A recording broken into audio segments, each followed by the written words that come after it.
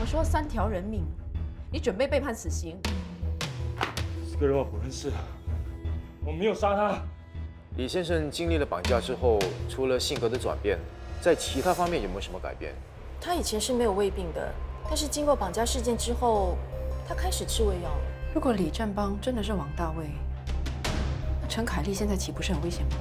妹已经死了，如果陈凯丽也死的话，那陈氏集团的财产都会落进他手中。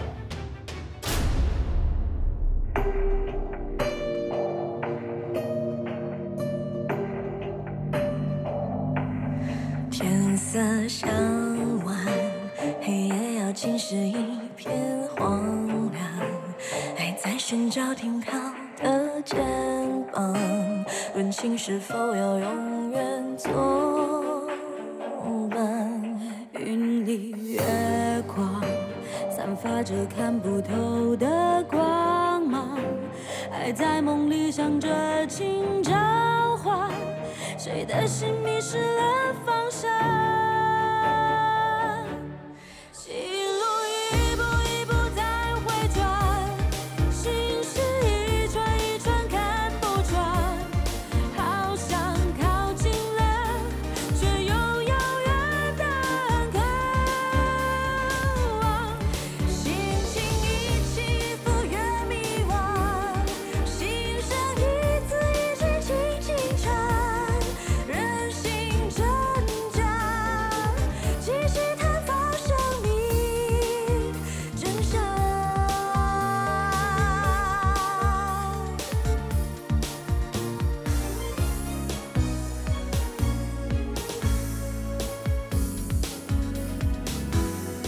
心情一起一伏越迷惘，心声一字一句轻轻唱，人心挣扎，继续探访生命真相。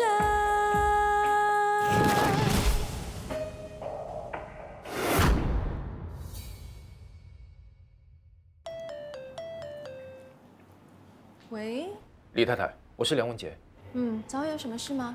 你现在在哪里啊？我刚刚在商场买完东西，现在去拿车。怎么了？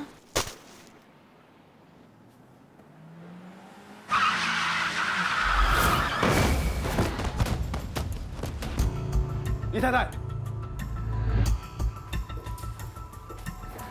经过抢救，伤者已经脱离了危险期。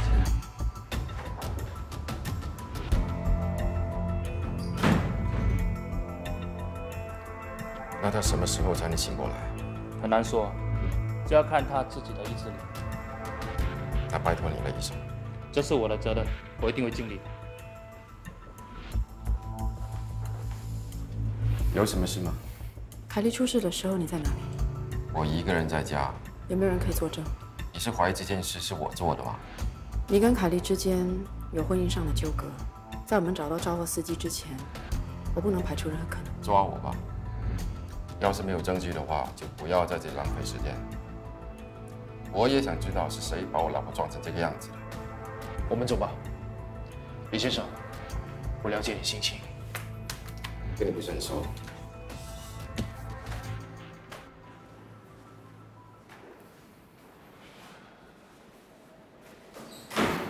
这个李正邦肯定有问题，只要能够找到证据，就能够逮捕他。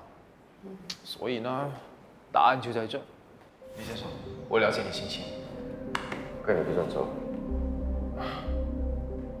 走吧，拿去吧。你太聪明了，我刚才还在想，为什么你那么热情？你以为啊？我明天就拿去跟 May 的 DNA 做对比。只要能够证实李正邦跟 May 没有血缘关系，那就真相大白了。谢谢。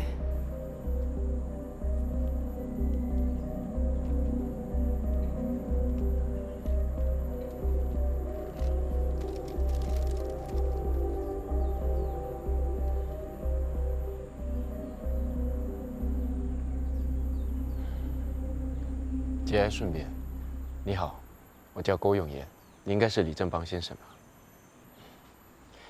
妹常常向我提起你，她说她的父亲对她很好。郭永言，我没听妹提起过。我是妹的心理医生。你刚才说你是心理医生，我从来没有听过妹说她去看心理医生。我这个做爸爸的真失败。有很多病患，通常都不会告诉自己的家人去看心理医生的，尤其是他们的情绪来源跟家人有关系的病患。那他跟你说了些什么？妹跟我聊了很多，但全都是跟家人有关系的。我想，我不方便告诉你。我女儿死了，凯莉也昏迷了。我真的想知道，她到底想什么。你真的很想知道？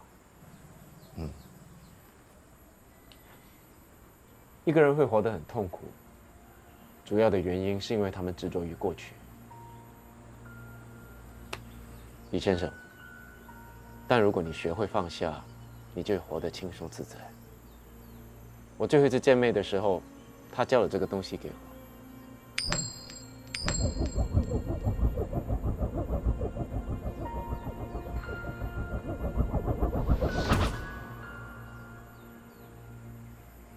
你现在缓慢的深呼吸，你看到压力像乌云一样散开。你每一次深呼吸，都会感觉轻松自在，就像一股阳光，充满了能量和活力。你现在感觉怎么样？很舒服。你叫什么名字？李正邦。李正邦，让我们回到16年前。你还记得被绑架的事情吗？记得。那你告诉我，你是如何被绑架的？那天我准备出国，突然一辆货车冲过来，用枪指着我，把我抓走。然后呢？然后向我老婆要300万的赎金。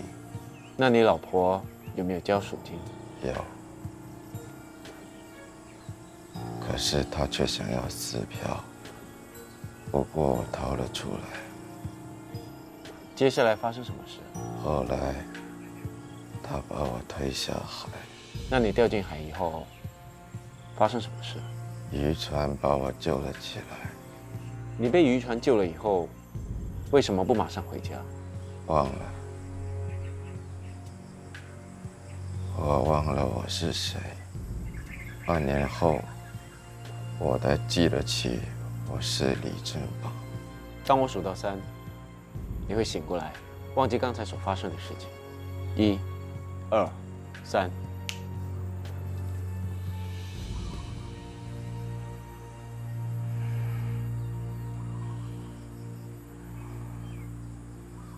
对不起，刚才晃神了。我们谈到哪里？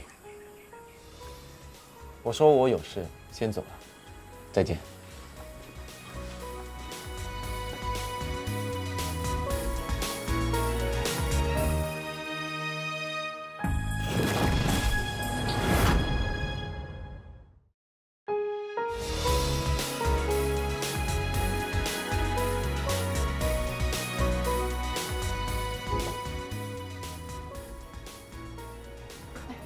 你给我 orange juice。好的，谢谢。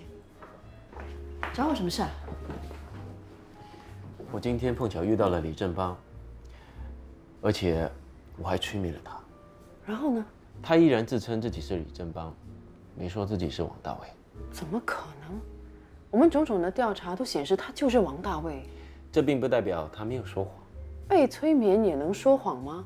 真正被催眠的人是不会说谎的。所以你的意思是，他没有真正的被你催眠？他努力的演得很像，可是我看得出来他是装的。哇，他这个人真的不简单。可以看得出他的内心深处隐藏了一个很大的秘密，要逼他说出来，不是一件容易的事情。他到底是个怎样的人呢？他是一个意志坚定、城府很深的人，并不容易对付。哎，谢谢你提供的资料。其实我们已经掌握到新的线索，很快就可以100%的证明他就是王大卫。OK。哎，谢谢。今天让我请你喝吧。不用了，这点钱我还付得起。我看还是我请你吧。Madam， 你让我化验妹和李正邦的 DNA 比对结果已经出来了，已经证实了两人不是父女关系。我看连远亲都称不上。这两个人的基因完全不一样。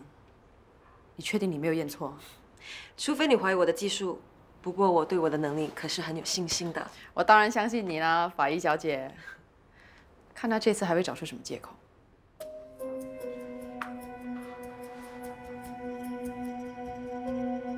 你还有什么话好说？你以为对这件事情了如指掌吗？不知道的事情可多了。什么意思啊？我和凯莉结婚了几年都没有孩子，就算看医生也没有用。然后他就跟我说，他朋友给了他一个秘方，吃了之后就会怀孕。秘方？详细的情形我不太清楚，不过开始吃药了之后，确实不到1个月她就怀孕了，然后生下了妹。但是这也不能够解释你跟妹的 DNA 为什么会不吻合。因为我非常信任凯莉，所以没有给妹做 DNA 的比对。我以为妹确实是我亲生的，不过在她5岁那年，我发现凯莉在外面有男人，妹是那个男人的孩子。那个时候我非常生气，不过我已经对妹产生了感情，我非常的疼爱她，不想把事情搞大，影响她的成长。我选择了忍气吞声。不过妹现在已经走了，我也没有必要继续戴这顶绿帽，我才坚持要跟凯莉离婚。她背叛我，我是不会原谅她的。既然李正邦这么憎恨凯莉，那为什么凯莉发生车祸的时候，他这么在乎跟紧张？他是说那场车祸让他重新重视他跟凯莉之间的感情还有婚姻。既然失去了女儿，就应该好好珍惜妻子。这根本是借口，他早就想好要怎么应付你们。我也这么认为。你知道吗？我在盘问他的时候，他表现得很冷静，一点肢体语言也没有，毫无破绽。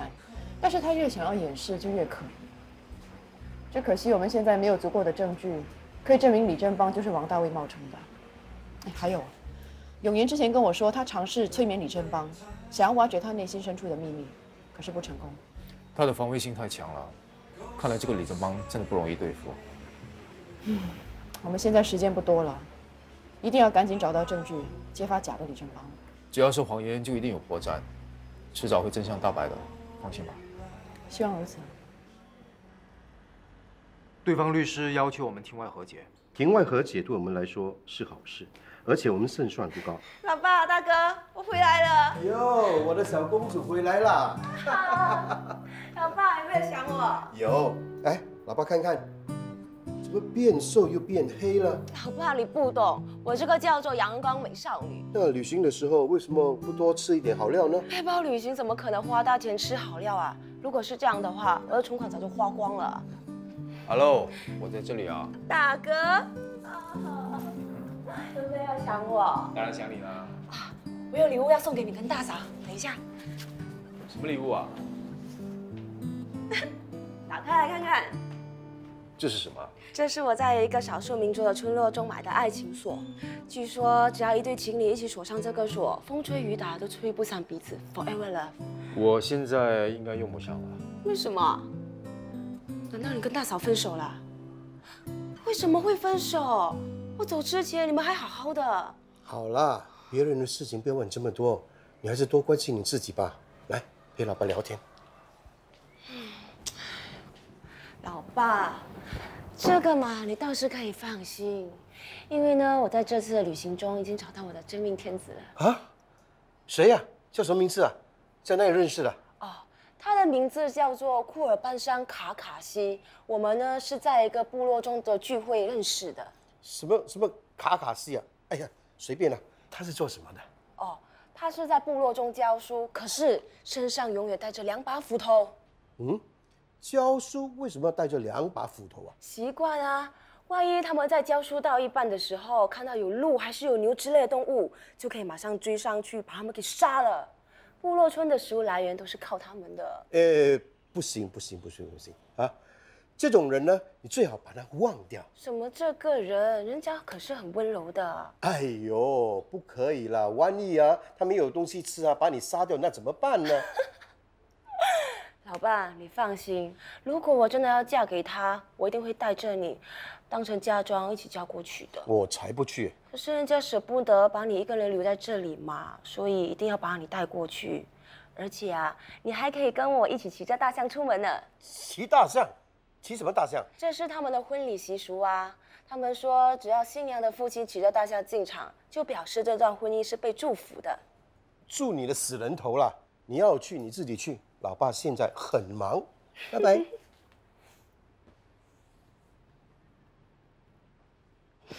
你吃的那么急，又没有人跟你抢。你不知道，我去旅行这1年里最想念的就是这里的美食。谢谢。哎呀，糟了！怎么了？忘了拍照和打卡。哎，我还以为什么事这么严重。这可是现在年轻人的潮流趋势，老人家不懂了啦。喂，我只大你几岁而已啊。但我几岁已经很老了，我这样大哥已经是很给你面子了。哎，你大学一毕业就去背包旅行1年，现在回来了，有什么打算？还没有想过。不过呢，我想从事一些有关环保的工作。要是我没有去旅行，我就不意识到这个世界还是很美丽的大自然风景。所以呢，我要引领大家好好爱护地球。你这个想法是不错，不过如果可以的话，尽量留在这里，要不然不要去太远的地方。你老爸虽然没有说，可是他很想念你的，知道吗？我知道了啦。大哥，为什么你会跟大嫂分手？性格不合。分手最烂的借口就是性格不合，我才不相信什么因了解而分开这种鬼话。这不是借口，这是事实啊。我看你应该是喜欢上别的女生了吧，所以才找借口把大嫂给甩掉。喂，我像这样的人吗？人不可貌相。我们可是和平分手的，现在还是朋友。就算我喜欢其他女孩子也没有错啊。还不承认？不过这样也好，以后约你们出来吃饭呢，就不用分别约2次，麻烦死了。whatever， 你开心就好。洗手间在哪里啊？我要洗手。不用了，然后用纸巾啊。你不知道纸巾是用树木做的吗？每用1张纸巾，树木就少了1角。需要这么严重吗？是有这么严重？我吃这个沙爹，看着这个船就已经很 emo 了。哎，你们这些年轻人动不动就 emo，需要这么情绪不稳定吗？老人家不知道的啊。哎，有没有告诉我洗手间在哪里？海南鸡饭那一摊，你直走、转左，然后向前走就到了。不准偷吃。滚啦！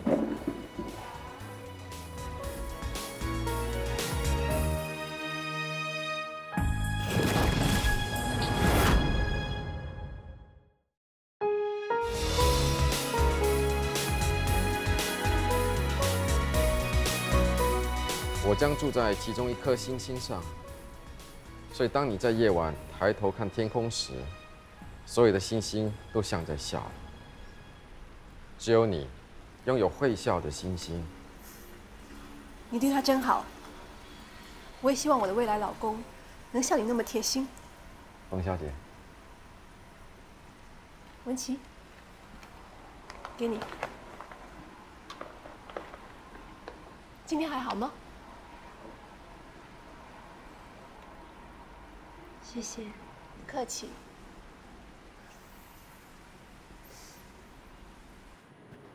谢谢你每次都那么准时把花送来。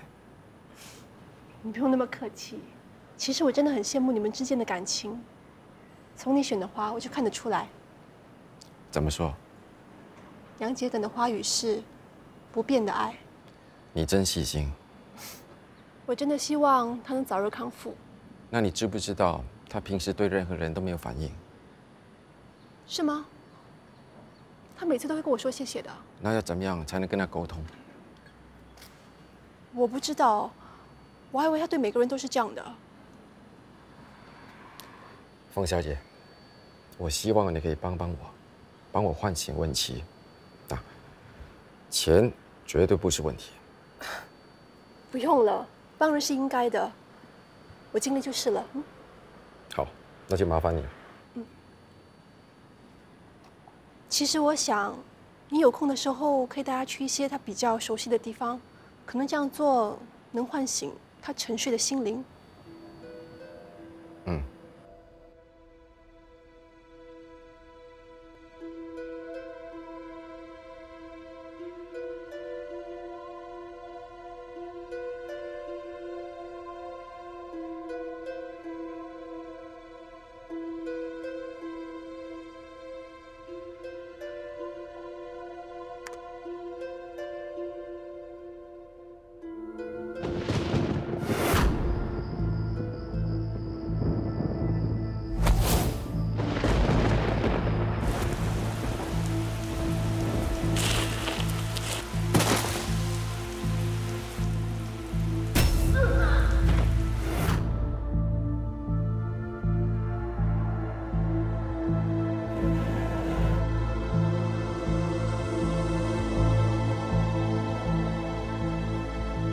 从此以后，这是一个秘密，只有我一个人可以听见星星在天上的笑声。这个睡着的小王子使我深为感动的，就是他对一朵花的忠诚。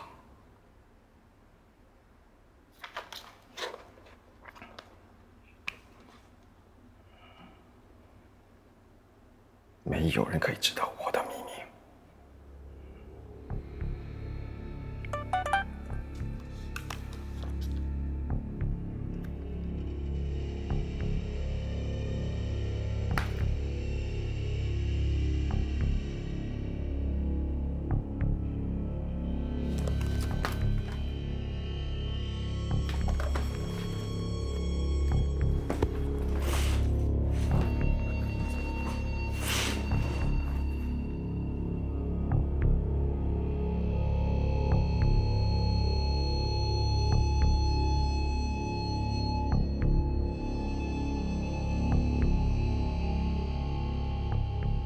没事，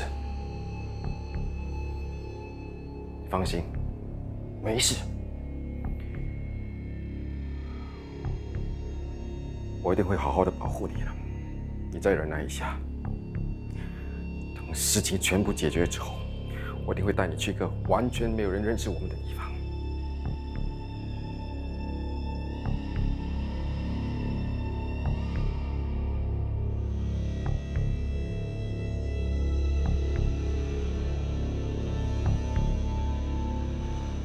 永远的在一起。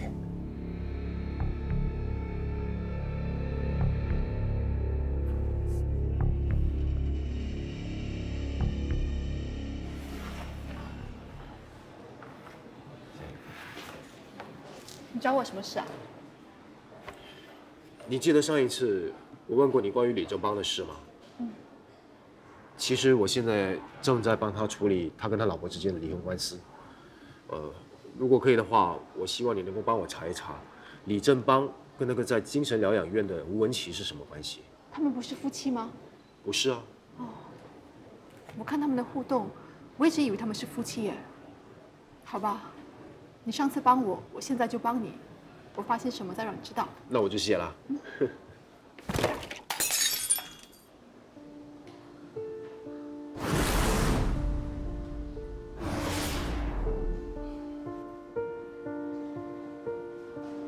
雪芝，雪芝，没事吧？我有预感，我要出事了。啊？什么事啊？我不知道，可能会发生在郊外。我看到一个很高的钟楼，还有一个被废弃的屋子。你是不是看了什么电影，还是读了什么恐怖小说啊？不是乱想的。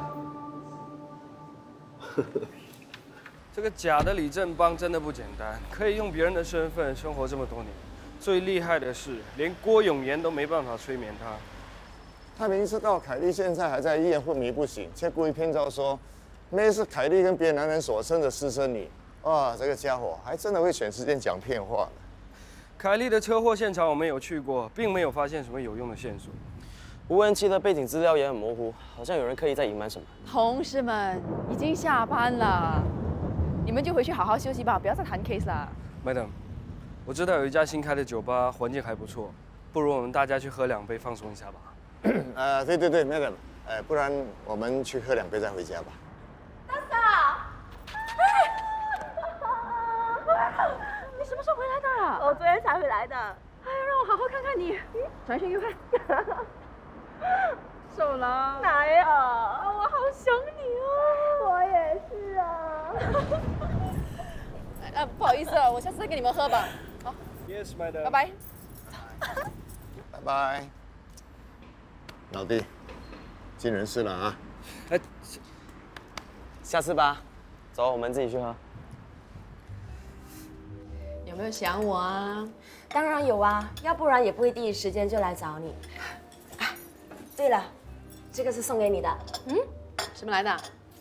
这是我在背包旅行的时候买的，那时候一看到它就想到你和大哥，所以就马上买了下来。哇，很特别，谢谢你啊。对了，刚才去你家找你，可是安迪说你还没下班，所以我只好去到警局等你。你可以先打个电话给我啊。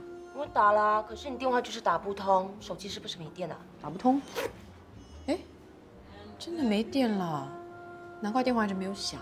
都跟你说了，用智慧型手机的话，身上一定要带一个流动充电器。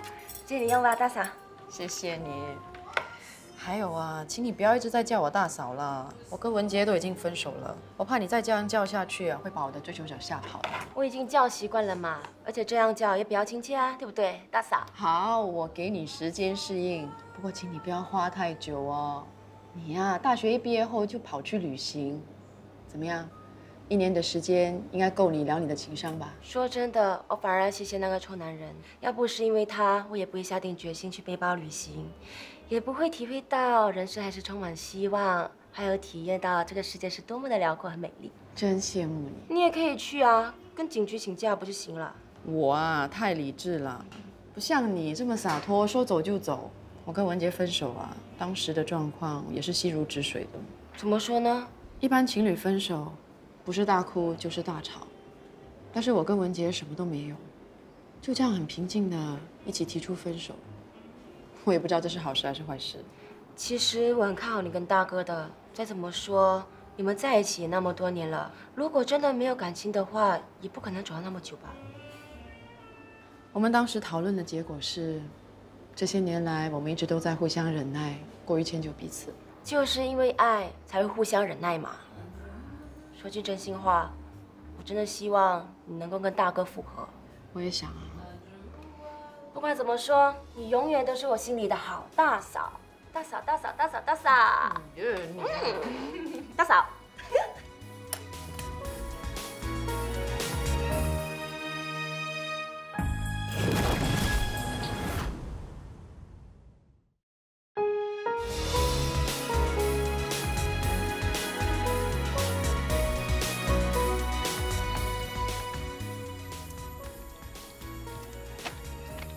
这是什么地方？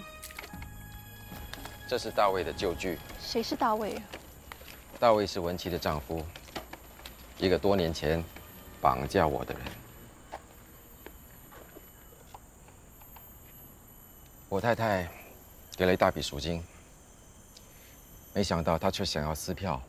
我很幸运，虽然被他推下海，可是我大难不死，后来被渔船救了起来。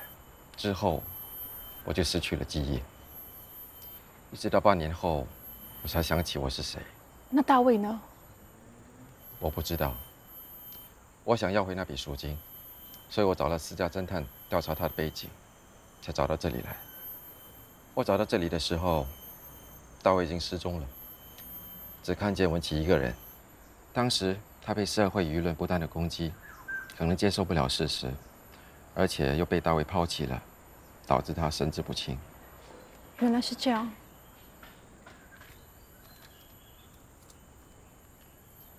我觉得她很可怜，毕竟做错事的是她丈夫，而不是她。所以我尽我能力要照顾她。你真是一个好人。自己做错事就要自己承担，没必要连累别人。哇！哇！哇！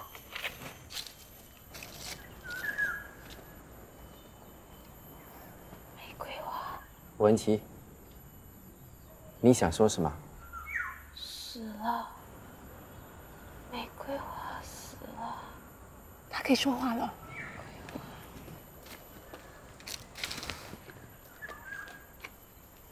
是这个吗？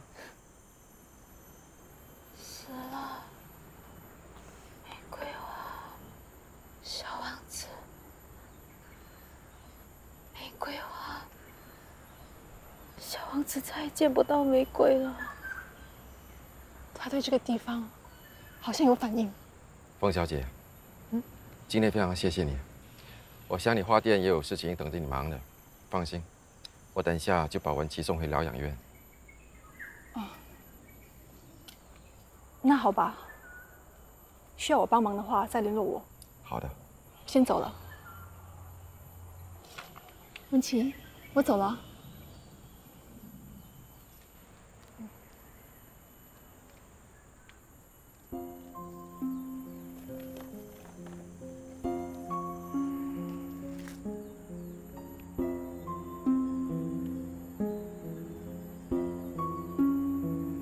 文琪啊，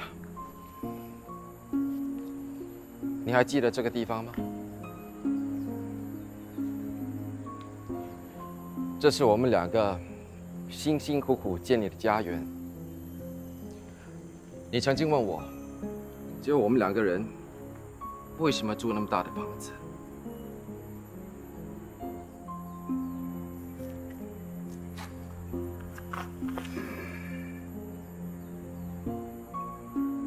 因为我向你承诺过，要让你过幸福美满的生活，不再让你受苦。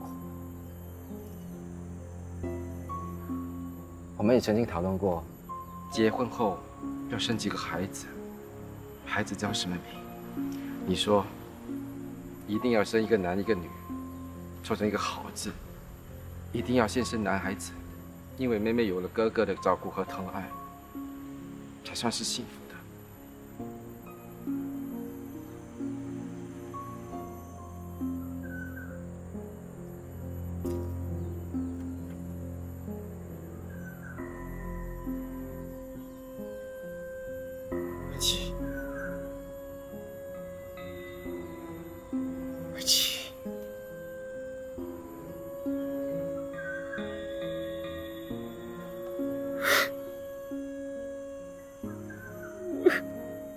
我真的好想你。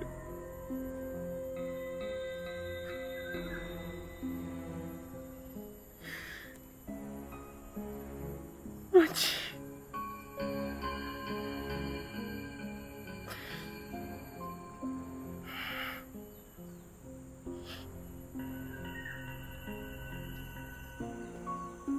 你还记得我们的结婚纪念日？我把这整个地方都铺满了红玫瑰。你说你好喜欢，我们两个要永远的在一起，永远的不分开。这些都是你答应我的，文琪。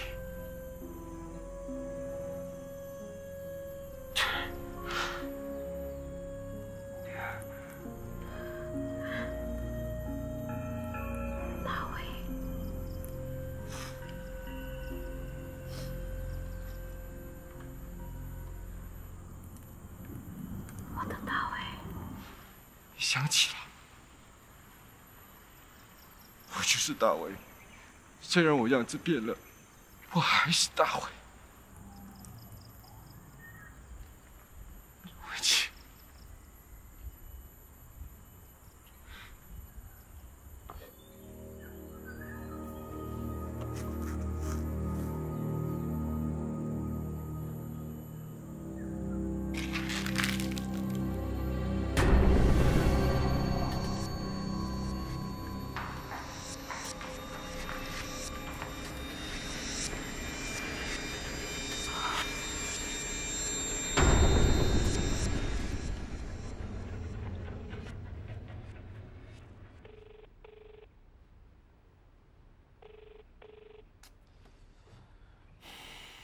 怎么啦？新欢不理你啊？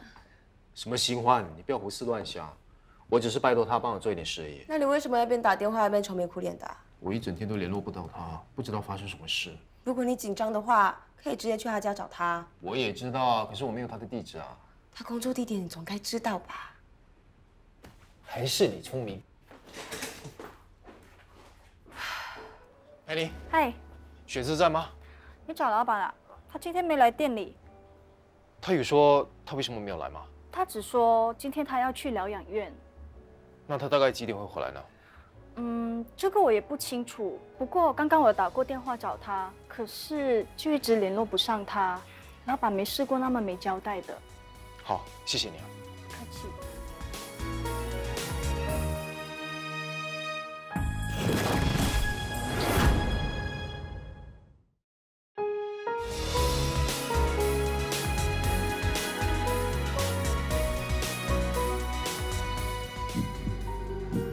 家里还有亲人吗？有男朋友吗？还有什么事要交代的？我很感激你帮我唤醒文琪，你是个好人，你真的不该回来。我不想被警察抓，要是我放了你，你会放过我，不去报警吗？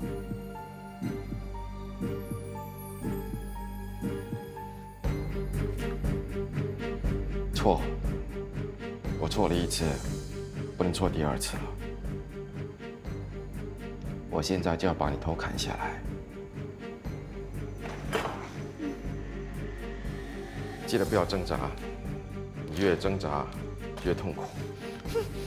你这条命先借给我，来世记得找我报仇。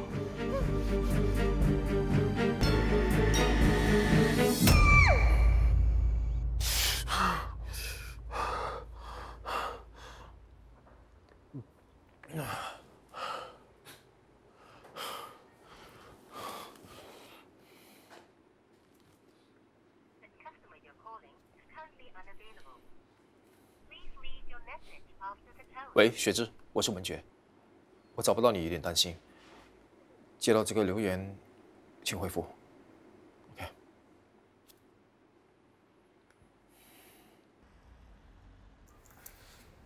你说什么？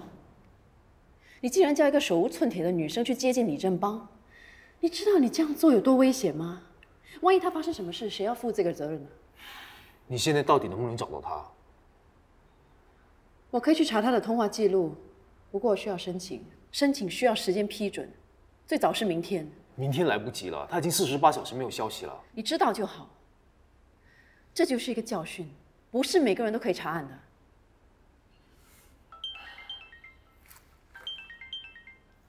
喂，这次的行动大家小心一点，以郭医生的安全为主。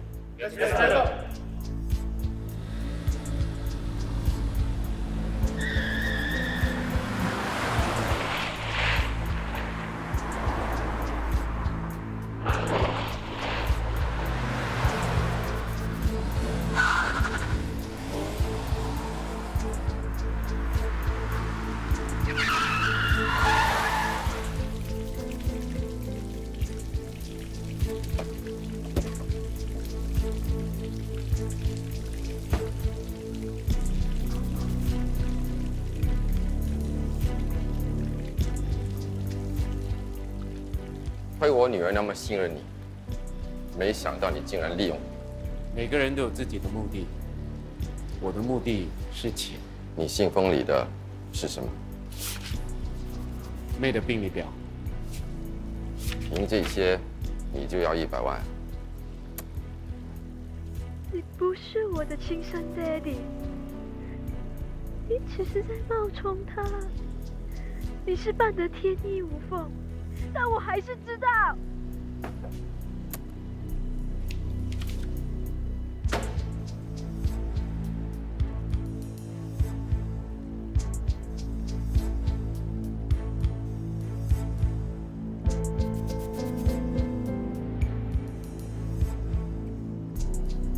你的胃病好点了吗？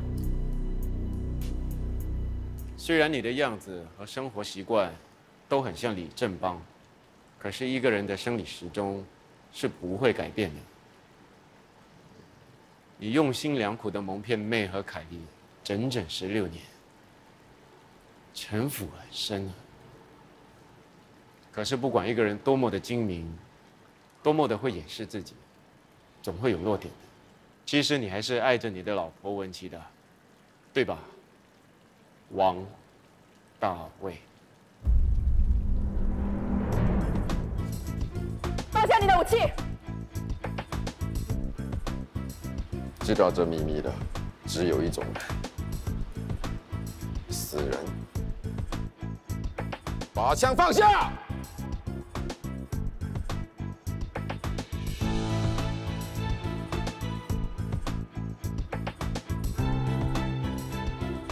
失陪了。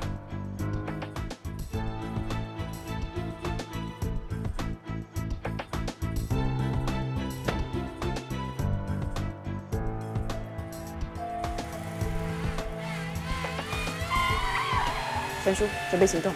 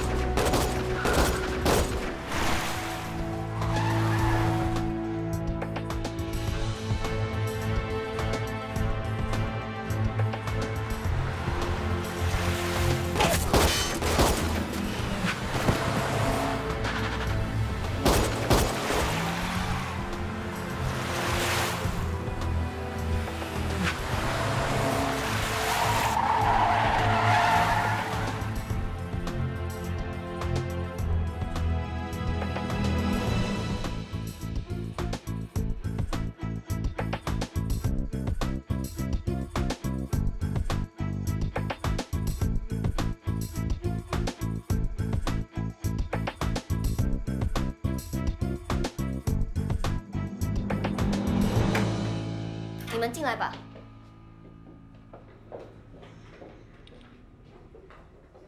Madam， 冯小姐真的失踪了吗？你最后一次跟她接触是什么时候？这个月初。她人很好的，希望她不会发生什么意外吧。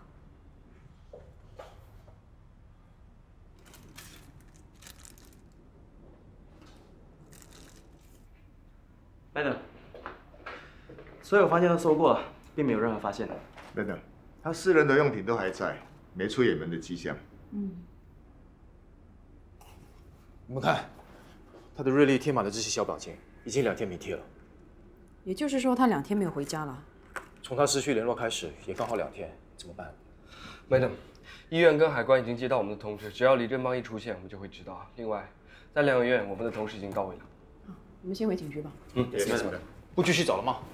我真的担心他会出事的。你现在担心也于事无补。你本来就不应该擅作主张，要他帮你去查李正邦。如果他发生什么意外，你负得起这个责任吗？我有预感，我要出事了。啊？什么事啊？我不知道，可能会发生在郊外。我看到一个很高的钟楼，还有一个被废弃的屋子。我可能知道雪芝在哪里了。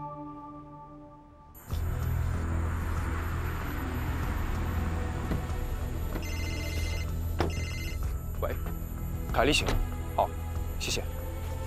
是这里吗？啊，我们先上去看看吧。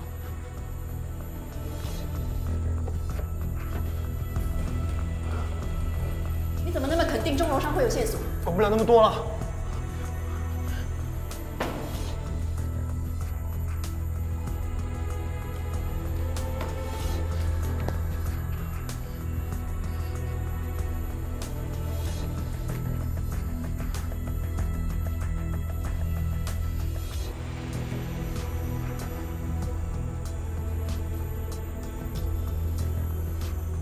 那边有间房子，雪芝可能在里面。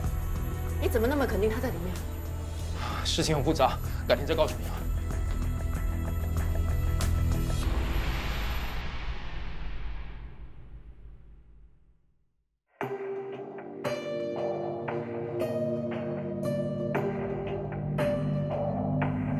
天色向晚，黑夜要浸湿一片荒凉，还在寻找停靠的肩膀，问情是否要永远作伴？云里月光，散发着看不透的光芒，还在梦里想着轻召唤，谁的心迷失了方向？